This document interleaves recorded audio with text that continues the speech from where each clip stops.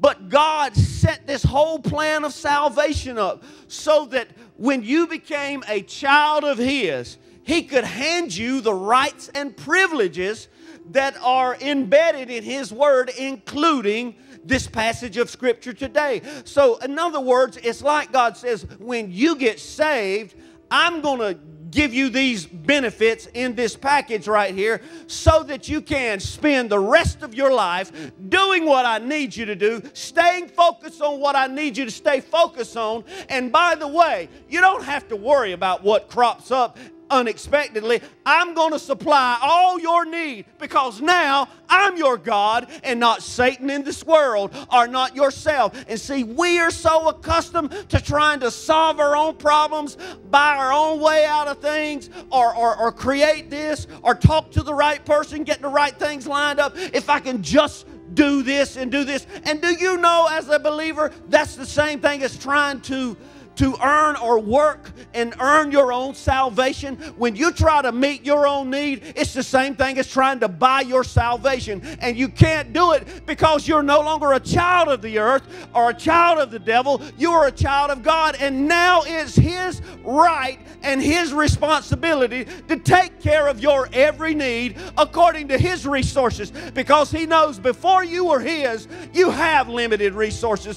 Bill Gates, Warren Buffett, anybody you name, everybody still has a limit. Everybody still has something they can't get, or they can't create, or they can't buy, or they can't borrow. Everybody has a limit. I will always remember the words of Sam Walton when he died. All the money, and he had billions when he died, I think 22 billion. He said, all the money in the world is not doing me any good right now on this bed.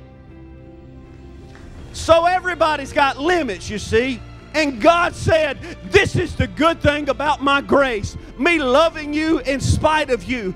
I'm going to take you in, and you're not going to be a part of that bondage and that limit anymore, because I'm able to supply your needs according to what I've got.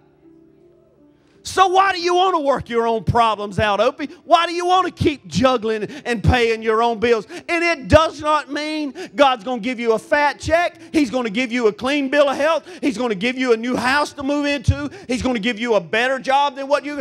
God may have you where He needs you right now, but He's going to be faithful. He's going to supply it. He's going to produce it one way or another. But you just got to know, my God is going to take care of me. My God is going to work it out. My God is going to do it. Listen, and He will.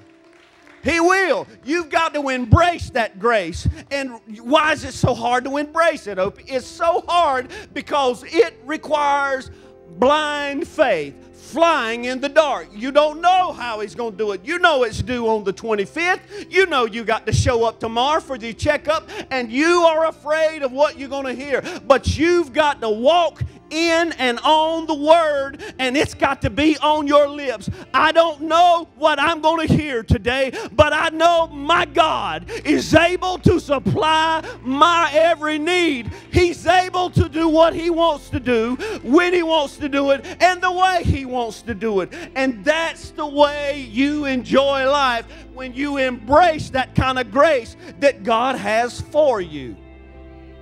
It's as if God is saying to us this right here. It's like God is just telling me, listen, I want to be your complete source so you can be my complete resource. Who is God going to use to witness to people?